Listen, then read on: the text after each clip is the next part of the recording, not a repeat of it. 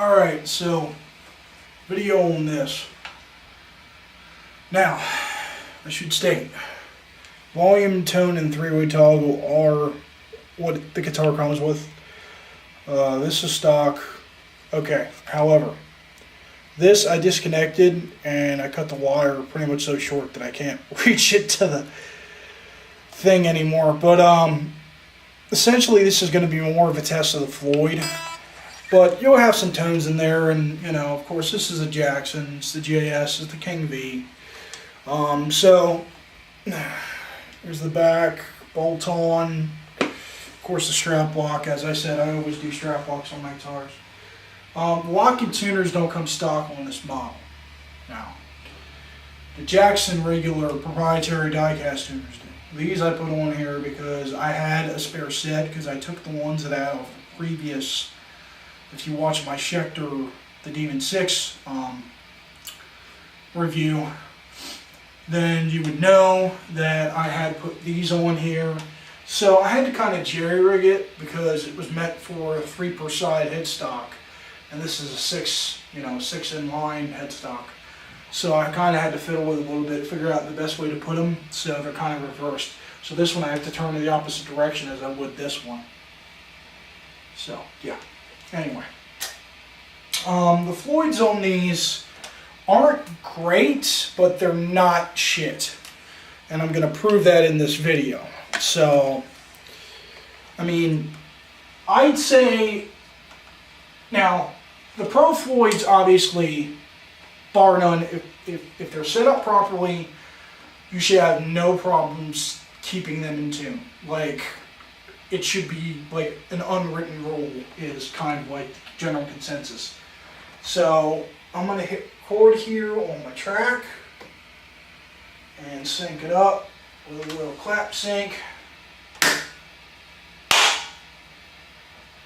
Alright, so basically what we're going to do here, so give you some tones. I'll kind of roll off the tone knob on the back a little bit, and just to give you kind of a pseudo neck tone, since I don't have the neck pickup wired up in this. Eventually I'm going to be putting some Seymour Duncans into this anyway. So anyway, a little bit about the guitar. Like I said, it comes with the stock tuners, comes with the Jackson by Floyd Rose trim, which I used when I first got this guitar about close to about 4 months ago, and it stayed in tune really well, actually. Now, I didn't change the intonation on this. These are 10s on here, 10 gauge strings, 25.5 scale. Like I said, Jackson stock high output pickups, 1 volume, 1 tone, and a 3-way toggle. And that's pretty much it. Maple neck, mahogany body. Maple neck is like a satin finish, or pretty close to satin. It's slightly, just a little bit, like you have a little bit on there, and you can kind of tell when you look at it in the light just a little bit. Like I can see that the buttons down here, the lights on my EVH foot switch are shining off of this, so it is a little gloss, just a little bit. I guess just to protect the wood.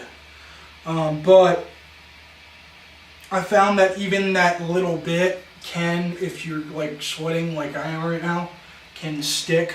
So, if that's the case, you just take a Scotch Brite pad or some kind of like really super duper duper duper like ultra fine sandpaper, and just sand it just a tiny bit, applying little to no pressure whatsoever, and that'll take care of any of that extra whatever the hell you don't want on there.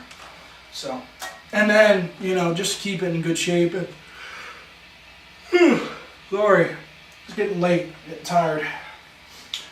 So just to keep it from getting cracked and fucked up, then you want to put like lemon oil or any kind of like wood preserving anything, like, even something, I mean, you don't really, as a last resort, and this is like horrible to use because you don't know really what's in it, furniture polish, but I don't recommend that because I've tried that on fretboards and I actually ruined a fretboard using that. So I only use that as a last, like, minimum resort.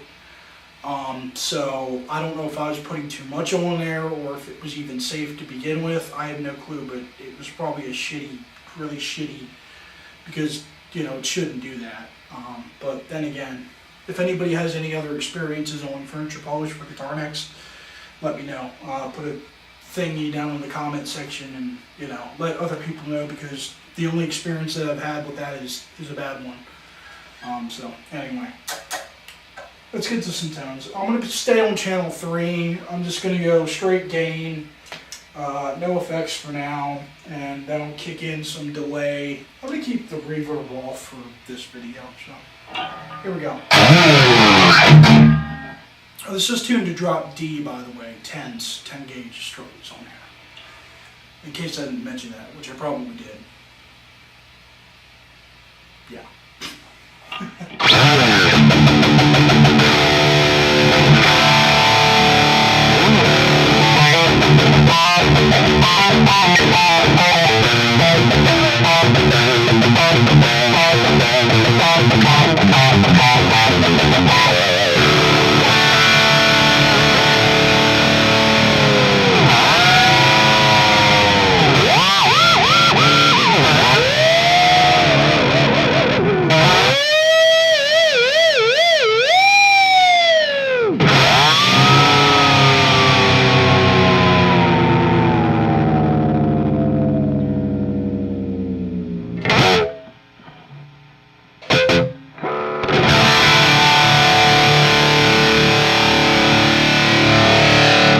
So it's still in tune.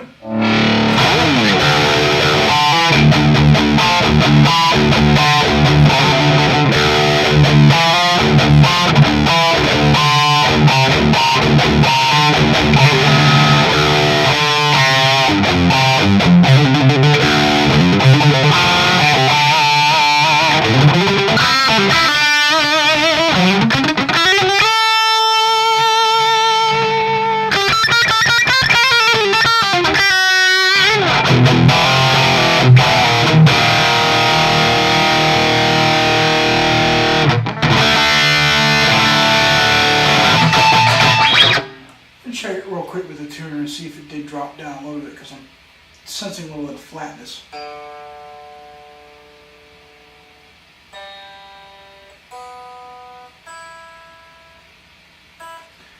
Some of the strings are tiny bit sharp, but it's not enough to cause a real problem. I mean,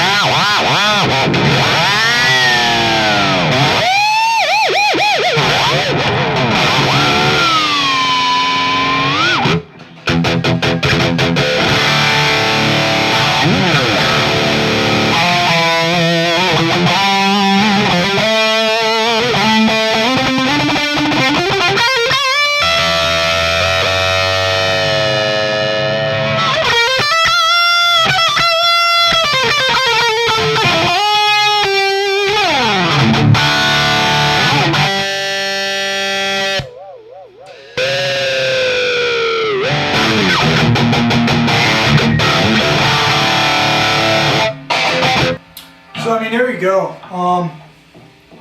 As far as the Floyd goes, I'm saying a lot.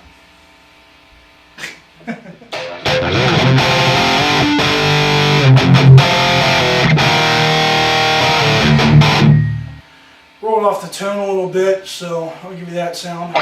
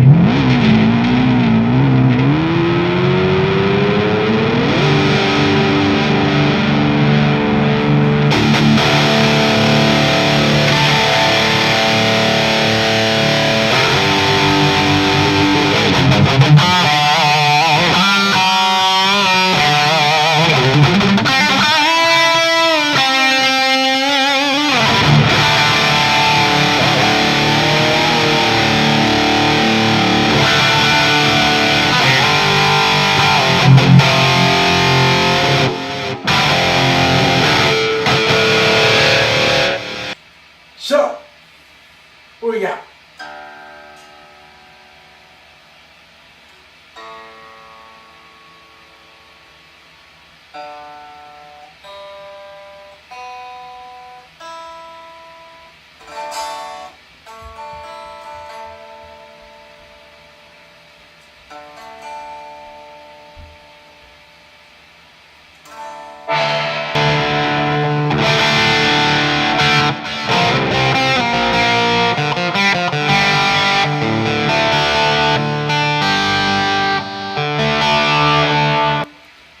So there we go, I mean.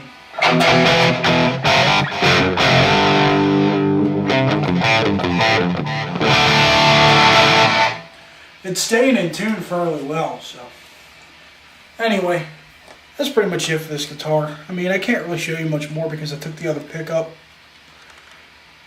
out, pretty much completely out, so yeah.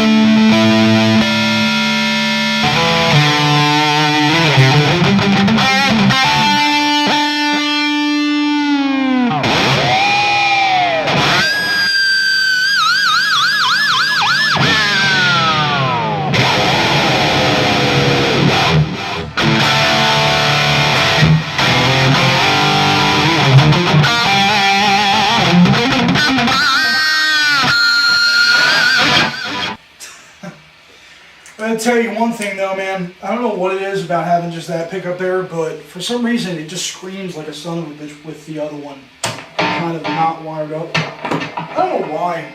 It did that before I had the pickup out, but now that I pretty much disconnected that neck pickup altogether, I don't know. It's strange. It really is. But so basically, and all you're going to hear is my word for it, but the neck pickup on that guitar was pretty much as good as it could be. And I don't mean that in a bad way. It was, it sounded good. It was very well I can't talk for some reason. Very well rounded. And kind of bluesy in some areas, depending on what you wanted to do with it. But yeah, I don't know. I'm in love with that sound so much. I don't really miss the neck pickup all that much. And I barely ever use the neck pickup. Like I use the neck pickup on the other one, the Schecter, the 7-string, very seldomly. Unless I'm, you know, feeling like it needs something a little bit different. Like if I'm recording a track or doing something on the computer or, you know, practicing my scales and I want something a little bit different, then I'll use it. But as far as for my main, what I usually play, I don't use it all that much. So it's not really a loss for me. But for some people it might be. So I mean, yeah, you know, more power to you. But anyway, I will be uploading a video when I get those Seymour Duncans and put them in that guitar, because I have a feeling that as good as this guitar was stock from the box, and it's a JS32 model, which is, you know, their entry level, as good as it sounded from the box, I don't know, I'm kind of like laughing inside to myself thinking this thing's gonna kill everybody when I put the damn Seymour Duncans in there. You know, it's like all of a sudden you're watching this YouTube video and your ears get blasted with sound and it blows your head off, kind of thing. I don't know. Anyway, so if you want to see anything else, like I got the flashback down here, I have Sky Surfer reverb, and propping up the mic in just the right position, because I don't have a boom mic, because I bought this crappy ass Proline single stand thing, is a Moore repeater. I'm pretty sure that I said that right, I'm not sure. But, which is basically another kind of delay pedal. I like the flashback better, because of the tone prints and stuff like that. I have it set to the Bandolier from Jason Hook's tone print. I found that suits my lead style a little bit better than the stock things that they have in there. But like I said, comment down below if you want to see anything else. Like I said, after I do a review on the flashback, the Sky Surfer, and that other delay down there, I pretty much don't have any more gear to review as of right now. But I do plan on purchasing that new PRS Mark Tremonti head, the 15 watt.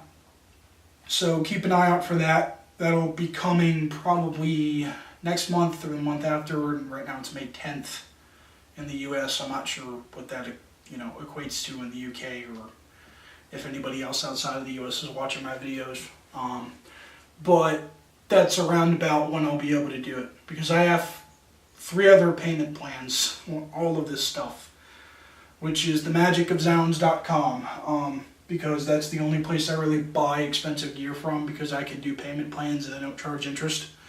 So, you know, you probably heard me say that in a couple of my other videos. I'm not marketing for them. I don't care where you buy your guitars.